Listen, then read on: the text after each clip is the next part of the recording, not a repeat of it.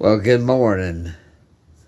I ain't made no good videos in a while, and I thought I'd start making a series of videos on the Yaesu Ftdx101Mp. I know I've made a lot of videos on different radios, but there's some stuff I need to go over with all my YouTube watchers about the 101MP. It's an awesome radio, enough about me. This is what it's about right here. Let me get the camera set up here.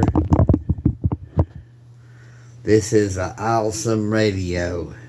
I've had it a year and a half, and the more I have it, the more I fool with it, the more I like it. I used to be a Kenwood man back in the 90s.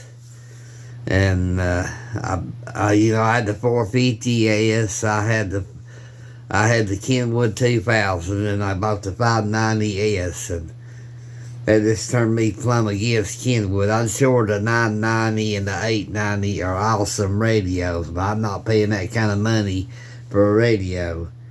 I paid over $5,000 for this in the M-1 reference desk mic over there.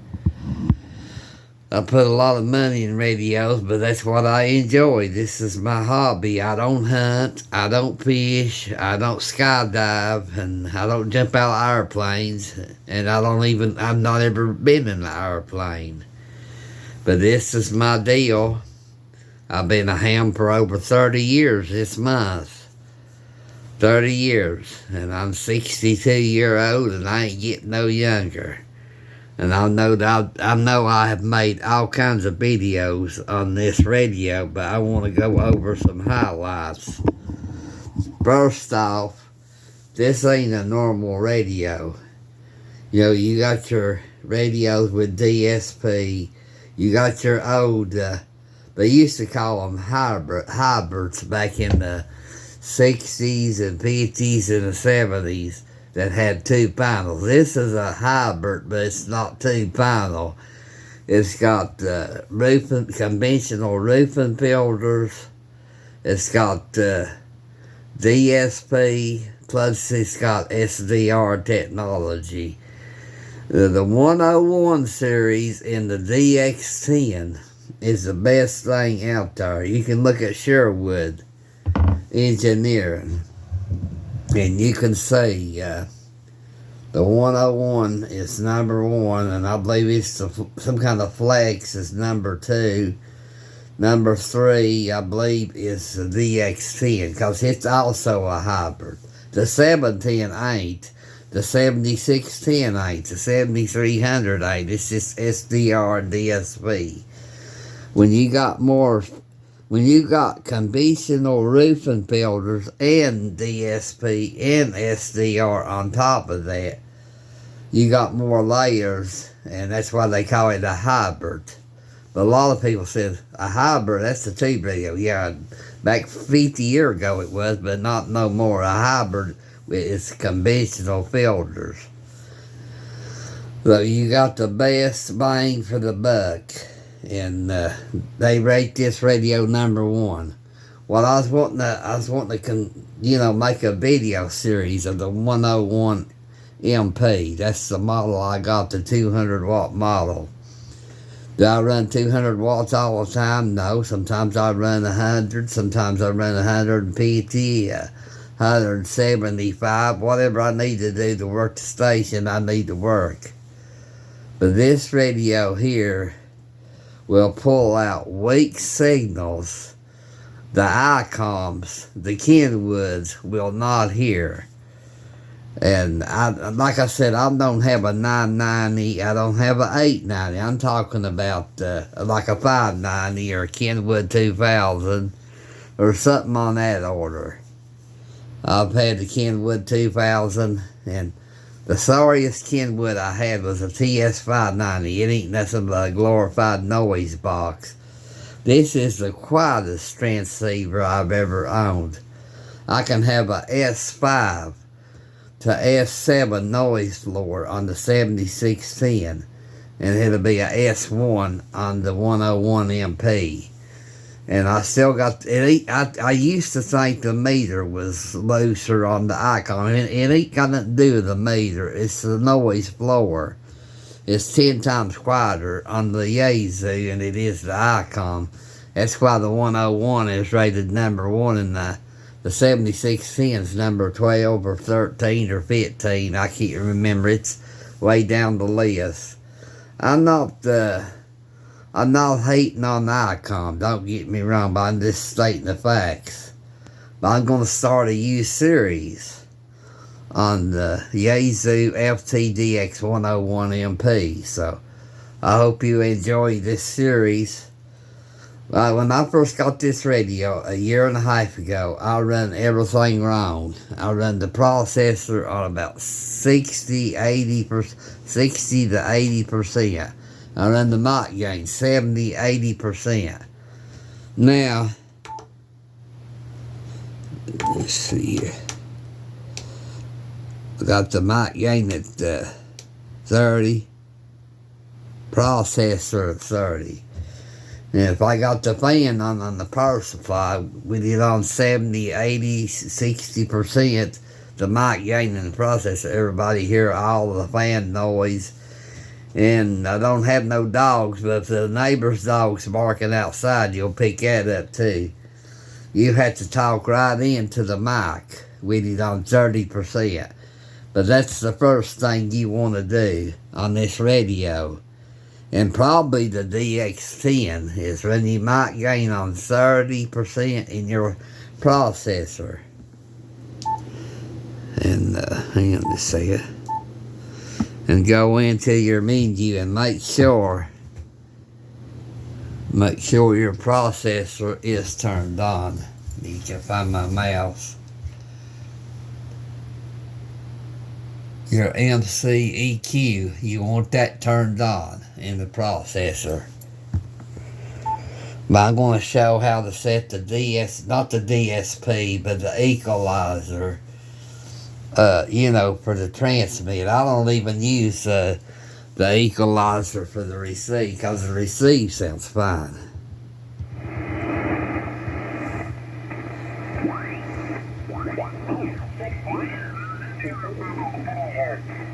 Downtown beautiful Sorrento, and it'll stop.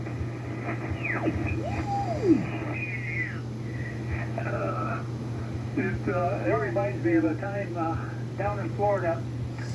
We went to Mickey D's there in the morning, and the sun was just coming up, and there was just clouds, and they looked like hummingbirds. And what the heck? And they were dragonflies. And there were. But listen how quiet that noise floor is. And a couple of months back, I used this transceiver on a worldwide Saturday night DX contest on 40 meters. And it was wild to wild. When I was pulling in, I had to turn everything over here on by the kitchen sink. But I could hear signals all the way down to S6, S5. And I mean, I had to turn everything on. But this is a real contester's radio. It will pull out real weak signals, and it don't have the noise that the other radios does. Like I said, the 7610, I'm not hating on Icom. Icom lovers, I'm just stating the facts.